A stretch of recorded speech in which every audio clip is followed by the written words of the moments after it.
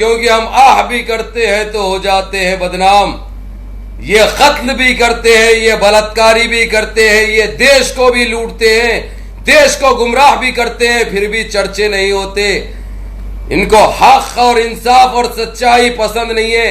लेकिन national media हर तरीके से अबू फैसल के पीछे पड़े रहती है। मालूम है उनको अबू फैसल की टीआरपी चाहिए, इसलिए वो लोग अगरचे यूट्यूब पे भी कोई डालते हैं उनके वीडियोस, अबू फैसल हैशटैग लगाते वो लोग, बड़े बड़े मीडिया वाले, जबकि अबू फैसल का किसी से कोई लेना देना नहीं है। अबू फैसल इस्लाम के लिए लड़ता था, लड़ता है और पर्दा हुए तक लड़ता रहेगा। ना कोई धमकी अबू फैसल के पीछे काम कर सकती है। जो अबू फैसल हक है, सच है, खुल के बोलता था, बोलता है और मरे दम तक इंशाअल्लाह बोलते रहेगा।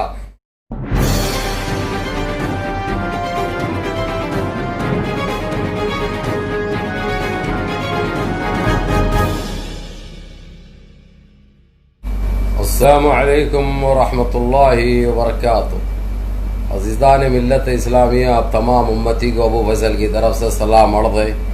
घर में बैठी पर्दा नशीन इज़्ज़तदार माँ और बहनों को अबू फैसल की तरफ से सलाम अर्ज़ है। बराए मेहरबानी जरा दबा के शेयर कर लो। बाबरी मस्जिद भी है, सीबीआई जजमेंट भी है, 30 तारीख को किसके किसके ऊपर गिरने वाले बिजलियां वो भी बताएंगे।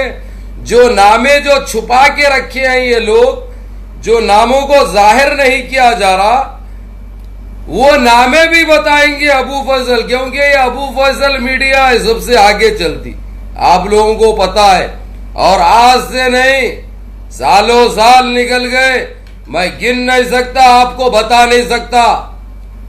तो बहरहाल जरा शेयर कर लो। तब अब 30 सितंबर को आप लोगों को मालूम है, सबसे पहली बात जो सीबीआई ने जो इंक्वायरी की थी, जो हमारी बाबरी मस्जिद के ऊपर जो पहले दिन 26-27 साल पहले जो हमला किया गया था, सीबीआई भी अभी अपने काम ईमानदारी से अंजाम देना पड़ रहा। उसकी वजह तो आप लोगों को मालूम है, अब मैं बताने की जरूरत नहीं है, क्योंकि दुनिया की सारे अदालतें और सारे अदालतों का बाप इंटरनेशनल कोर्ट इसमें शामिल हो चुका है।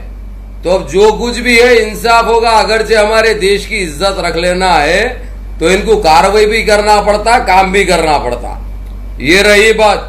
दूसरी बात वजह ये कहूंगा मैं, 30 सितंबर को जो 30 लोगों के तुमने नामे जो सुने हैं या जानते हैं, जो मीडिया बता रही है, जो अखबारों की जो सुर्खियां बने हुए हैं, उसमें सबसे बड़ा नाम छुपाया जा रहा ढोंगी का। आप लोगों को यह जानकर हैरानी होगी, ढोंगी को बचाने के लिए हर वो तरीका इस्तेमाल हो रहा, हर वो तरीका, क्योंकि ढोंगी आ गया अगर से रप्पस में तो मालूम है उसके पीछे कौन है, उन्हें भी आ जाता। तो इसीलिए ढोंगी का नाम पेश नहीं कर रहे, फिर भी इन्हों बचने और बचाने के लिए एल.के. अडवाणी, उमा भारती, कल्याण सिंह, मुरली मनोहर जोशी, ऐसे नामा जो खलास आधे खत्म हो गए लोग, आधे मसान घट्टी में बैठे हुए, आधे घरों में सांस ले रहे, बास तो उखड़ भी गए। ज्यादातर ये बात भी क्लियर कर दूं, जो ज्यादा जिसके नामे है ना, जो नामे बताए जाने वाले हैं, वो तकरीबन गुजर चुके हैं, आधे से ज्यादा लोग। ये आप लोगों को क्लियर कर दूं, वैसे ही बदनाम है तुम्हारे भाई साहब, वैसे ही बदनाम है ना भाई। अबू फैसल हक बोलते, अबू फैसल सच बोलते, अबू फैसल घपा घप दे देते बोल के ये हो गया। 30 तारीख को फिर भी हम इंतजार करेंगे, 30 सितंबर को जिंदों के कितने नामे आते हैं और जो गुजर चुके हैं दुनिया छोड़ के उन लोगों के कितने नामे आते हैं। ये चीजें गौर करने वाली बात है। और एक चीज ये बता दूं आप लोगों को मैं, इसमें ये लिस्ट में ढोंगी का नाम नहीं है, अब जाके डाला जा रहा है, अब मजबूरन डालना पड़ रहा, जबकि उसको सेव करने, उसको बचाने की काफी कोशिश की गई। और आप लोगों को मालूम है वो पूरा तमाशा इसने अपने आंखों से देखा था और ये शामिल था। इसकी पेशगवाही करना या बताना हकीकत को आईना दिखाने के मानंद है। इसलिए खैर सच्चाई तो आप लोग वजह जानते हैं, हकीकत से तो आप लोग वाकिफ है। मुजरिम असली जो है ढोंगी, बराबर उसको हर तरीके से बचाने की कोशिश की गई, लेकिन जिस तरीके से इंटरनेशनल कोर्ट ये इन सारे चीजों में शामिल हो चुका है, तो उसके खौफ से, उसके डर से ढोंगी का नाम फ्राइडे के दिन दाले बोल के बोल रहे, लेकिन उसके पीछे सारी मीडिया वो पड़े हुई है, भाजपा सरकार पड़े हुई है कि किसी तरीके से उसको बचा लिया जाए, उसको उसका नाम निकाल दिया जाए। और ऐसे कुछ ऐसे नामे साहब, लेकिन अब ऐसा है मसला, अगर से बोल दूं तो बड़ा मसला आ जाएगा, बड़ा मसला बन जाएगा, क्योंकि बड़े बड़े ओहदों पे फायज है वही नो, जो देश का सबसे बड़ा दूसरे तीसरे नंबर का जो ओहदा होता है वैसे ओहदे पे फायज है। बहरहाल इसमें बजरंग दल के बड़े बड़े नेता हैं, हिंदू महासभा के बड़े बड़े नेता हैं, बीजेपी के बड़े बड़े नेता हैं। ये बोलता हूं समझ जाओ, अक्लमंद को इशारा काफी, अक्लमंद को इशारा काफी। तो आप लोगों को बहुत बहुत मुबारक हो। एक तो आप लोग देख रहे बाबरी मस्जिद का काम भी बड़ा दबा के चल रहा साहब, चीज यानी ये बात हकीकत है जो इनकार नहीं कर सकते, उसको रोका नहीं जा रहा। जो चीज बाबरी मस्जिद की जगह पे जो बनाई जा रही उसको रोका नहीं जा रहा, लेकिन ये सफाई दे दिए ये लोग। हम रोके अगर से तो परेशान हो जाते, हमारे को भी देश में रहना है, सरकार चलाना है, 30 सितंबर को देखेंगे। लेकिन उससे पहले इनको 3 दिन में रीओपन कब कर रहे बाबरी मस्जिद केस, ये कब ओपन होगा, ये 3 दिन में तारीख डिक्लेयर करके बताना इंटरनेशनल कोर्ट को। ये हकीकत है, ये तो तय है, बताना ही बताना पड़ता। उन्होंने ठीक है, यहां पे इंटरनेशनल कोर्ट की भी ये गलती थी, जो इंटरनेशनल कोर्ट ये बोला था अगर जो तुम तुम्हारे देश में चलाना चाह रहे चलाओ, लेकिन इंसाफ होना चाहिए बाबरी मस्जिद के साथ, और वहां पे हर मजहब के साथ हर इबादत गाह की हिफाजत तुम्हारी अव्वलन जिम्मेदारी बन जाती। ये चीज की हमको गारंटी दो।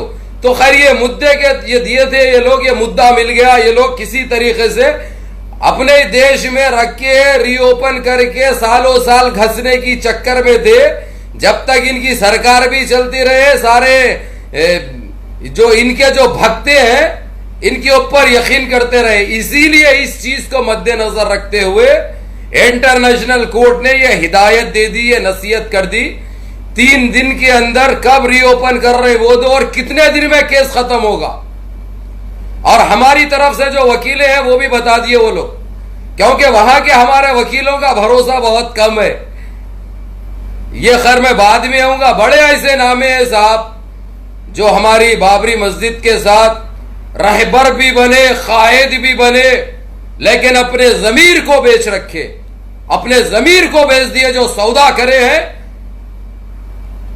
उन वैश्याओं का भी नाम बताऊंगा आप लोगों को, थोड़ा सब्र करो, थोड़ा इंतजार करो।